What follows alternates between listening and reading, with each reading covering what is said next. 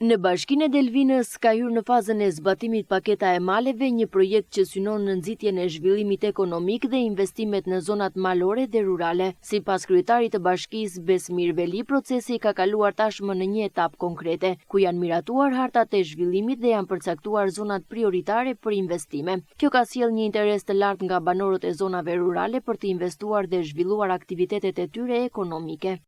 Qeveria shqiptare ka nxjerrë vendimin e shpalljes dy zonave prioritare të bashkisë së Delvinës javën e kaluar dhe ne jemi duke shqyrtuar kërkesat që të cilat janë të shumta, me thënë të drejtën nga banorët e zonës për të zhvilluar biznesin apo ata çfarë duan të investojnë në zonë.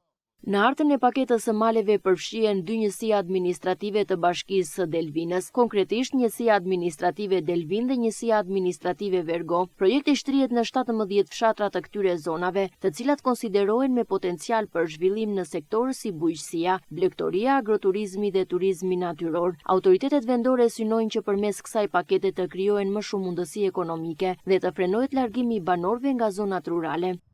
Kur themi dy zona, në fakt nuk bëhet fjalë për vetëm dy zona, po janë 17 fshatra të përfshira në këtë hartë të paketës së maleve, edhe gjithë zona periferike e qytetit, që hiq zonën urbane është e përfshirë në këtë hartë. Zbatimi i paketës së maleve pritet të sjellë një transformim të rëndësishëm për komunitetet lokale, duke rritur investimet dhe duke përmirësuar infrastrukturën dhe shërbimet në fshatra. Banorët kanë shfaqur interes të madh për të bërë pjesë e skemave mbështetëse dhe për të zhvilluar iniciativa të reja ekonomike. Projekti shihet si një mundësi për rigjallërimin e zonave malore dhe për rikthimin e tyre në qendra të rëndësishme të zhvillimit lokal.